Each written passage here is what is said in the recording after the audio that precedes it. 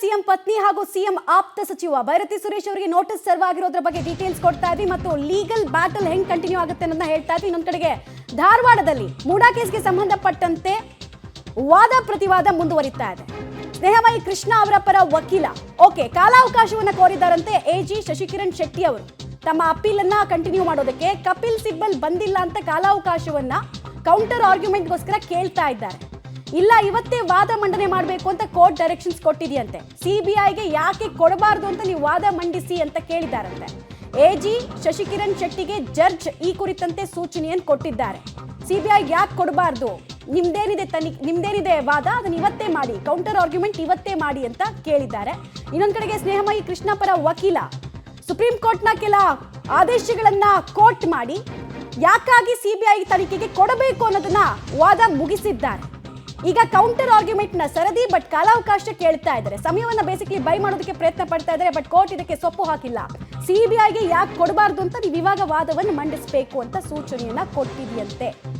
AG Shashikiran Shetty ಅವರಿಗೆ judge ಈ ಕುರಿತಂತೆ ಸೂಚನೆಯನ್ನು ಕೊಟ್ಟಿದ್ದಾರೆ. ಧಾರವಾಡ ಹೈಕೋರ್ಟ್ ಪೀಠದಲ್ಲಿ ಮೂಡಾ ಕೇಸ್ಗೆ ಸಂಬಂಧಪಟ್ಟಂತೆ ಸಿಬಿಐ ತನಿಖೆಗೆ ಒಪ್ಪಿಸಬೇಕು ಪ್ರಕರಣವನ್ನ ಅಂತ ಅರ್ಜಿಯನ್ನ ಸ್ನೇಹಮಯಿ ಕೃಷ್ಣ ಅವರು ಸಲ್ಲಿಸಿದ್ದಾರೆ. ಸ್ನೇಹಮಯಿ ಕೃಷ್ಣ ಪರ ವಕೀಲರು ಯಾಕೆ ಬೇಕು ಅನ್ನೋದನ್ನ ಹೇಳಿದ್ದಾರೆ. ಕಪಿಲ್ ಸಿಬ್ಬಲ್ ಅವರು ಈ ಪ್ರಕರಣದಲ್ಲಿ ವಾದ ಮಂಡಿಸ್ತಾ ಇದ್ರು. ಬಟ್ ಅವ್ರು ಇವತ್ತು ಬಂದಿಲ್ಲ, ಹಿಂಗಾಗಿ ಸಮಯ ಕೊಡಿ ಅಂತ ಸಮಯಾವಕಾಶವನ್ನು ಕೇಳೋ ಪ್ರಯತ್ನವನ್ನು ಮಾಡಿದ್ದಾರೆ. ಭೂಮಾಲೀಕ A4 ದೇವರಾಜು ಪರ ವಕೀಲರು ಕೂಡ ದಾವೆಯನ್ನು ಹೂಡಿದ್ದಾರೆ. ತಡವಾಗಿ ಪ್ರಕರಣವನ್ನು ದಾಖಲು ಮಾಡಿಕೊಂಡಿದ್ದಾರೆ. ಹೀಗಾಗಿ ಅರ್ಜಿಯನ್ನ ವಜಾ ಮಾಡಿ, ಸ್ಕ್ವಾಶ್ ಮಾಡಿ ಅಂತ ಕೇಳಿದ್ದಾರೆ. ಸ್ನೇಹಮಯಿ ಕೃಷ್ಣ ಲೋಕಾಯುಕ್ತಕ್ಕೆ ದೂರು ಕೊಡೋದಕ್ಕೆ ಅವರು ತಡ ಮಾಡಿದ್ದಾರೆ. A4 ದೇವರಾಜು ಪರ ವಕೀಲ ದುಷ್ಯಂತ್ ದವೆ ಅವರು ವಾದವನ್ನ ಮಂಡಿಸ್ತಾ ಇರುವಂತಹ ರೀತಿ, ಯಾವ ಕಾರಣಕ್ಕೆ ಕ್ವಾಶ್ ಮಾಡಬೇಕು ಪ್ರಕರಣ ಅಂತ ಹೇಳಿದ್ರೆ ಅವರು ಕಂಪ್ಲೇಂಟ್ ಮಾಡಿರೋದೇ ರಾಂಗ್ ಟೈಮಿಂಗು, ಲೇಟ್ ಆಗಿ, ಹಿಂಗಾಗಿ ಈ ಪ್ರಕರಣ ತನಿಖೆಗೆ ಯೋಗ್ಯವಲ್ಲ, ಅರ್ಥ ಅರ್ಜಿಯನ್ನ ವಜಾ ಮಾಡಿ ಅಂತ ಅವರು ವಾದವನ್ನ ಮಂಡಿಸ್ತಾ ಇದ್ದಾರೆ. ಸ್ನೇಹಮಯಿ ಕೃಷ್ಣ ಲೋಕಾಯುಕ್ತಕ್ಕೆ ದೂರು ಕೊಡೋದಕ್ಕೆ ತಡ ಮಾಡಿದ್ದಾರೆ. A4 ದೇವರಾಜು ಪರ ವಕೀಲ ದುಷ್ಯಂತ್ ಅವರು ವಾದಿಸ್ತಾ ಇರುವಂತಹ ರೀತಿ ಇದು.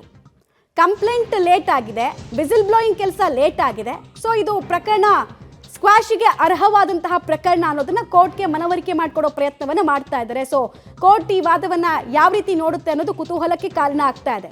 ಅರ್ಜಿಯನ್ನ ವಜಾ ಮಾಡಿ ಅಂತ ಭೂಮಾಲೀಕ ಅಕ್ಯೂಸ್ಡ್ ಇದಾರಲ್ಲ ಈ ಪ್ರಕರಣದಲ್ಲಿ A4 ದೇವರಾಜು ಅವರ ಪರ ವಕೀಲರು ವಾದ ಮಂಡಿಸ್ತಾ ಇದ್ದಾರೆ.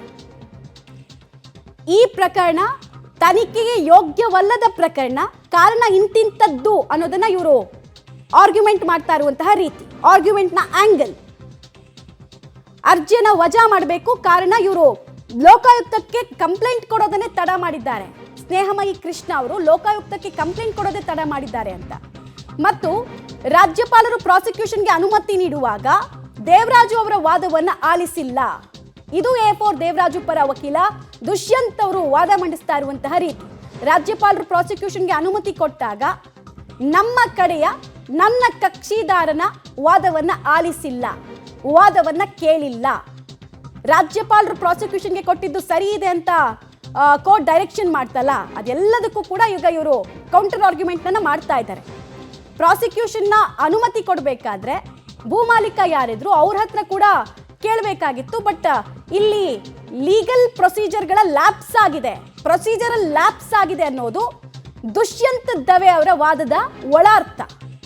A4 ದೇವರಾಜು ಪರ ವಕೀಲ ದುಷ್ಯಂತ್ ಅವರು ಹೇಳ್ತಾ ಇದ್ದಾರೆ, ರಾಜ್ಯಪಾಲರು ಪ್ರಾಸಿಕ್ಯೂಷನ್ಗೆ ಅನುಮತಿ ಕೊಡಬೇಕಾದ್ರೆ ಪ್ರಕರಣದಲ್ಲಿ ಬಹಳ ಪ್ರಮುಖ ಪಾತ್ರವನ್ನು ವಹಿಸಿದಂತಹ ದೇವರಾಜು ಅವರ ಹತ್ರ ಯಾವುದೇ ವಿಚಾರಗಳನ್ನ ಕನ್ಫರ್ಮ್ ಮಾಡ್ಕೊಂಡಿಲ್ಲ ಅಥವಾ ಅವರ ವರ್ಜನ್ ಅನ್ನೇ ಕೇಳಿಲ್ಲ, ಏಕಪಕ್ಷೀಯವಾಗಿ ನಿರ್ಧಾರಗಳಾಗಿದೆ. ಹಿಂಗಾಗಿ ನನಗೆ ಈ ಪ್ರಕರಣದಲ್ಲಿ ನ್ಯಾಯ ಬೇಕು ಅಂತ ಇವ್ರು ಕೇಳ್ತಾ ಇದ್ದಾರೆ. A4 ದೇವರಾಜು ಪರ ವಕೀಲರು ದುಷ್ಯಂತ್ ದವೆ ಅವರು ವಾದ ಮಂಡಿಸ್ತಾ ಇರುವಂತಹ ಆಯಾಮ ಇದು, ಏನೇನಾಗಿದೆ ಪ್ರೊಸೀಜರ್ ಲ್ಯಾಪ್ಸ್ ಅಂತ ಅವರು ಹೇಳ್ತಾ ಇದ್ದಾರೆ. ಪ್ರಕರಣದಲ್ಲಿ ಓವರ್ ಆಲ್ ಆಗಿ ಪ್ರಾಸಿಕ್ಯೂಷನ್ ಅನುಮತಿ ಕೊಡಬೇಕಾದ್ರೆ ನೋಡಿ ಬಂತು ಡೀಟೇಲ್ಸ್. ಸ್ನೇಹಮಯಿ ಕೃಷ್ಣ ಅವರು ಪತ್ರಕರ್ತರು, ಸಿನಿಮಾ ನಿರ್ದೇಶಕರಾಗಿದ್ದಾರೆ. ಇಷ್ಟೆಲ್ಲ ಬುದ್ಧಿವಂತರಾಗಿದ್ದಾಗ ದೂರು ಕೊಡೋದಕ್ಕೆ ತಡ ಮಾಡಿತ್ತು ಯಾಕೆ? ದೂರು ಕೊಡೋದಕ್ಕೆ 15 ವರ್ಷ ತಡವಾಗಿದೆ. ರಾಜ್ಯಪಾಲರು ಪ್ರಾಸಿಕ್ಯೂಷನ್ಗೆ ಅನುಮತಿ ಕೊಡುವಾಗ ದೇವರಾಜು ಅವರ ವಾದವನ್ನ ಆಲಿಸಿಲ್ಲ. ಅವರ ವರ್ಷನ್ ಅನ್ನ ಕೇಳಿಸ್ಕೊಂಡಿಲ್ಲ. ಮತ್ತು ಸ್ನೇಹಮಯಿ ಕೃಷ್ಣ ಅವರು ಪತ್ರಕರ್ತರು, ಸಿನಿಮಾ ನಿರ್ದೇಶಕರಾಗಿದ್ದಾರೆ. ಬಹಳ ಬುದ್ಧಿವಂತಿಕೆ ಇದೆ ಅವ್ರಿಗೆ, ಪ್ರಜ್ಞಾವಂತಿಕೆ ಜಾಸ್ತಿ ಇದೆ. ಇಷ್ಟೆಲ್ಲ ಇದ್ದವರು ದೂರು ಕೊಡೋದಕ್ಕೆ 15 ವರ್ಷ ತಡ ಮಾಡಿದ್ರು ನೋಡಿ ಅಂತ ಹೇಳಿ ಕೋರ್ಟ್ ಗಮನಕ್ಕೆ ತರ್ತಾ ಇದ್ದಾರೆ. ದೂರಿನಲ್ಲಿ CBIಗೆ ಕಂಪ್ಲೇಂಟ್ ಕೊಟ್ಟಿದ್ದೀನಿ ಅಂತ ಅವ್ರು ಅಂದಿದ್ದಾರೆ. ರಾಜ್ಯಪಾಲರು ಪ್ರಾಸಿಕ್ಯೂಷನ್ಗೆ ಅನುಮತಿ ಕೊಡಬೇಕಾದ್ರೆ ನಮ್ಮ ಕಕ್ಷಿದಾರನನ್ನ ಯಾವುದೇ ವಿಚಾರಗಳಲ್ಲಿ ಕನ್ಫರ್ಮೇಷನ್ ತಗೊಂಡಿಲ್ಲ, ವಾದವನ್ನ ಆಲಿಸೇ ಇಲ್ಲ, ನಮ್ಮನ್ನ ಸಮನ್ಸ್ ಮಾಡೇ ಇಲ್ಲ ಅನ್ನೋದು ಅವರ ವಾದದ ಭಾಗ ಆಗ್ತಾ ಇದೆ. ಯಾವ್ಯಾವ ಕಾರಣಕ್ಕೆ ಇದು ಸ್ಕ್ವಾಶ್ ಆಗಬೇಕು ಅಂತ ಅವರು ವಾದ ಮಂಡಿಸ್ತಾ ಇರೋದು, ಇಂತಿಂಥ ರೀಸನ್ ಅಂತ ಅವ್ರು ಕೋಟ್ ಮಾಡ್ತಾ ಇದ್ದಾರೆ. ನಂಬರ್ 1, ದೂರು ಕೊಡೋದಕ್ಕೆ 15 ವರ್ಷ ತಡ ಮಾಡಿದ್ರು. ಅವ್ರು ನೋಡಿ ಸಮಾಜದಲ್ಲಿ ಬಹಳ ಉನ್ನತ ಸ್ಥಾನದಲ್ಲಿದ್ದವರು, ಆದರೂ ಕೂಡ ದೂರನ್ನ 15 ವರ್ಷ ಲೇಟಾಗಿ ಕೊಟ್ಟಿದ್ದಾರೆ. ಮತ್ತು ರಾಜ್ಯಪಾಲರು ಪ್ರಾಸಿಕ್ಯೂಷನ್ಗೆ ಅನುಮತಿ ಕೊಡಬೇಕಾದ್ರೆ ನಂಬರ್ 2, ನಮ್ಮ ಕಕ್ಷಿದಾರನ ವಾದವನ್ನ ಆಲಿಸಿಲ್ಲ. ಈ ಎಲ್ಲ ಅಂಶಗಳನ್ನ ಕೋರ್ಟ್ ಗಮನಕ್ಕೆ ತರ್ತಾ ಇದ್ದಾರೆ.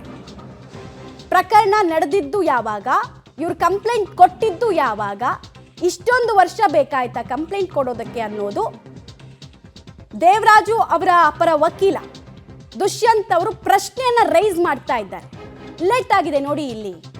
ಮತ್ತು ಎರಡನೇ ಅಂಶ, ಪ್ರೊಸೀಜರಲ್ ಲ್ಯಾಪ್ಸ್ ಆಗಿದೆ. ಪ್ರೊಸೀಜರಲ್ ಲ್ಯಾಪ್ಸ್ ಹೆಂಗೆ ಅಂತ ಕೇಳಿದ್ರೆ, ರಾಜ್ಯಪಾಲರು ಈ ಪ್ರಾಸಿಕ್ಯೂಷನ್ಗೆ ಅನುಮತಿ ಕೊಡೋಕ್ಕೂ ಮುಂಚೆ ಎಲ್ಲಾ ಕಂಪ್ಲೇನೆಂಟ್ ಹತ್ರ ಕೂಡ ಕೇಳಿದ್ದಾರೆ, ಮತ್ತೆ ಕಾನೂನು ತಜ್ಞರ ಹತ್ರ ಎಲ್ಲ ಮಾತಾಡಿದ್ದಾರೆ. ಬಟ್ ನನ್ನ ಕಕ್ಷಿದಾರನನ್ನ ವಾದವನ್ನ ಆಲಿಸಿಲ್ಲ ಅಂತ. ಮೂರನೇದು, ಲೋಕಾಯುಕ್ತಕ್ಕೆ ದೂರು ಕೊಟ್ಟಿದ್ದೀನಿ, CBIಗೆ ದೂರು ಕೊಟ್ಟಿದ್ದೀನಿ ಅಂತ ಅವ್ರು ಅಂದಿದ್ದಾರೆ. ಹೀಗಾಗಿ ಕೋರ್ಟ್ಗೆ ಬಂದಿದ್ದೀನಿ ಅಂತಾರೆ. ಸ್ನೇಹಮಯಿ ಕೃಷ್ಣ ದೂರಿಗೆ A4 ದೇವರಾಜು ವಕೀಲರು ಕೌಂಟರ್ ಆರ್ಗ್ಯುಮೆಂಟ್ ಮಾಡ್ತಾ ಇರೋದು. ಮತ್ತು ಪ್ರಾಸಿಕ್ಯೂಷನ್ ಅನುಮತಿ ಪ್ರಾಸೆಸ್ ನಲ್ಲಿ ಪ್ರೊಸೀಜರ್ ಲ್ಯಾಪ್ಸ್ ಆಗಿದೆ ಅನ್ನೋದು ಕೂಡ ದುಷ್ಯಂತ್ ದವೆ ಅವರ ಕೌಂಟರ್ ಆರ್ಗ್ಯುಮೆಂಟ್ ನ ಭಾಗ. ಹಾಗೂ ಸ್ನೇಹಮಯಿ ಕೃಷ್ಣ ಅವರ ಇಂಟೆನ್ಷನ್ಸ್ ಅನ್ನ ಕೂಡ ಇಲ್ಲಿ ಪ್ರಶ್ನೆಯನ್ನು ಕೇಳ್ತಾ ಇದ್ದಾರೆ. ಇನ್ಸಿಡೆಂಟ್ ಆಗಿದೆ ಅಂತ ನೀವೇ ಹೇಳ್ತೀರಾ, 15 ವರ್ಷ ಆಗಿದೆ, ನೀವು ಬಹಳ ಬುದ್ಧಿ ಇರೋರು, ಪ್ರಜ್ಞಾವಂತರು, ಹೆಂಗೆ ತಡ ಆಯ್ತು ಅನ್ನೋದನ್ನೆಲ್ಲ ಅವರು ಕೋರ್ಟ್ ಗಮನಕ್ಕೆ ತಂದಿದ್ದಾರೆ. ಇದನ್ನೂ ಕೂಡ ನೀವು ಕನ್ಸಿಡರ್ ಮಾಡಬೇಕು ಅಂತ ಬಯಸ್ತಾ ಇದ್ದಾರೆ.